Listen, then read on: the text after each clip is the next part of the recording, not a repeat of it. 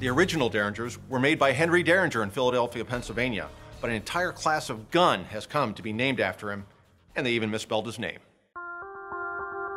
If you're talking about a small, concealable, palm-sized handgun to use for self-defense, they were invariably talking about a Derringer. And that name, the Derringer, comes from Henry Deringer of Philadelphia, who manufactured firearms originally for the United States military, long arms, the 1814 and 1817 common rifles, as well as numerous long arms for various state contracts.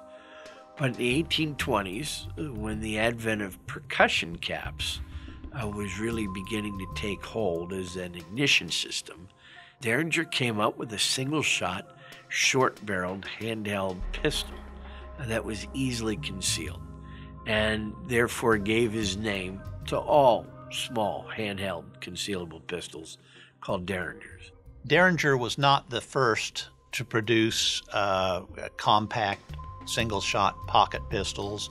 They'd certainly been made in wheel locks before then, a number of different types, but he had a very distinctive and very popular design, and he made them very, very well.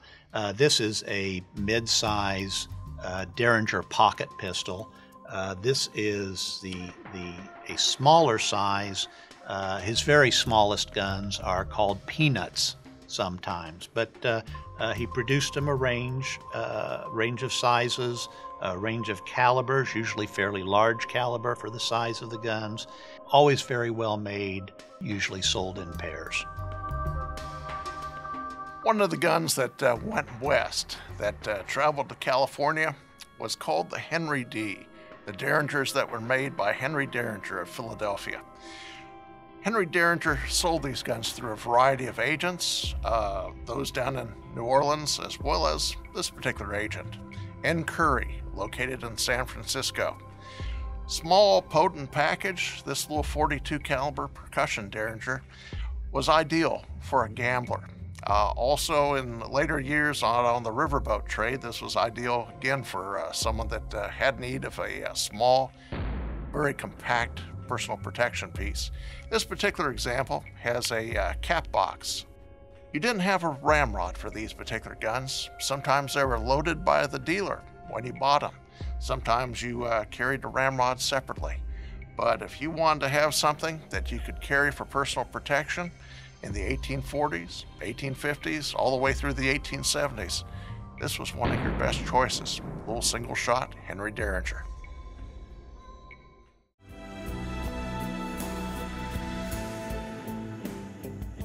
One unfortunate byproduct of the lack of cohesive law enforcement in the 19th century is the fact that people infringed on patents all the time, like it was free. Derringer had that issue. Of course, just like some products that we see today with false and misleading names, copies of Derringers were invariably marked Derringer, 2 R's, whereas Henry's birth name was 1 R. So real Derringers of Philadelphia bear 1 R in the name, and Derringer as a small pocket pistol or concealable gun is a 2 R product. The Derringer name got a further boost in public knowledge with the assassination of Abraham Lincoln in 1865. The pistol used for that was a Derringer pocket pistol that was widely reported, and Derringer became synonymous in American language with a small concealable pistol. Now, the gun we think of most often when you hear Derringer is the Remington double Derringer, introduced in 1865 and produced up through World War II. It was widely popular. It was a 2-shot 41 rimfire, and it's what you think of when you think of the Mississippi riverboat gambler having a pistol up his sleeve.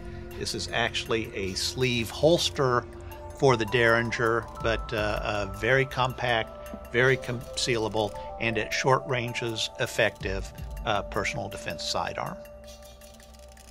Derringers are still very popular today. When you look at a little double Derringer like this, it's a gun that when you open it up, you can load it quickly. The extractor on the side will allow you to remove the two spent cases. And again, it has an alternating firing pin. Each time you cock that hammer, it allows you to fire the top barrel or the bottom barrel.